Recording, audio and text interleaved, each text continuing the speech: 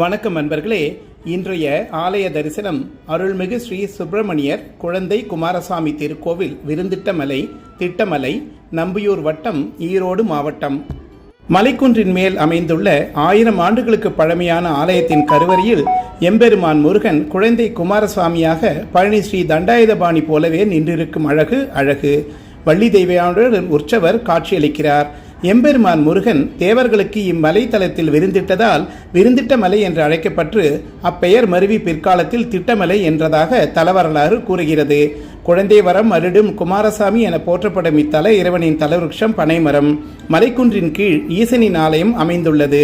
கந்தசஷ்டி விழா மிகச் சிறப்பாக கொண்டாடப்படும்.